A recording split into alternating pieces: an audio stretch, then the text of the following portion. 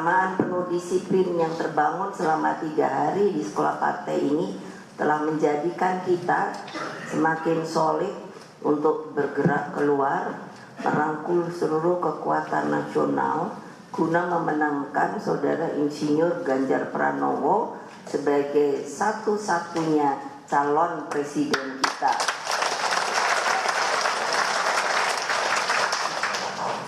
Saudara-saudara sekalian yang saya sayangi, bagi kita pemilu adalah pertarungan ide dan gagasan untuk menyelesaikan masalah rakyat yang selalu akan saya sebut akar rumput, dan selanjutnya berjuang merebut masa depan dan memberikan harapan pada mereka.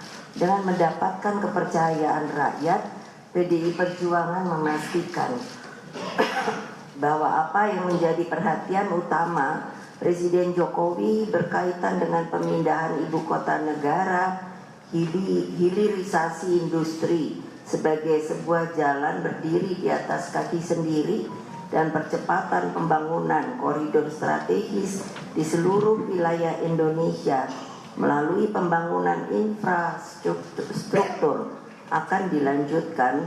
Bahkan kami sedang menggodok, kalau sekiranya kami insya Allah menjadi menang, akan semakin dipercepat karena kita berpengalaman setelah 2 periode di pemerintahan. Demikian halnya pembangunan sumber daya manusia Indonesia menjadi bangsa yang tangguh dengan meletakkan penguasaan ilmu pengetahuan dan teknologi serta menggalakkan riset dan inovasi. Alhamdulillah, Presiden Jokowi telah memberikan tugas pada kami dan telah berbentuk yang namanya Badan Riset Inovasi Nasional. Rakernas 3 ini, partai ini telah mempersiapkan visi misi calon presiden.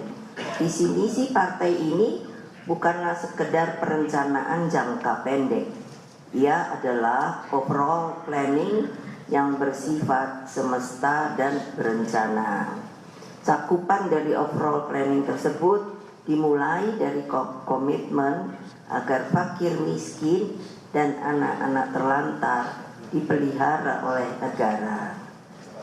Sebagai sebuah keterangan, dan ini menjadi tema Rakernas, kepada media saya dengan segala hormat tidak menjadikan yang namanya tagline kita ini menjadi polemik, karena ini sebetulnya perintah Undang-Undang Dasar Negara Republik Indonesia.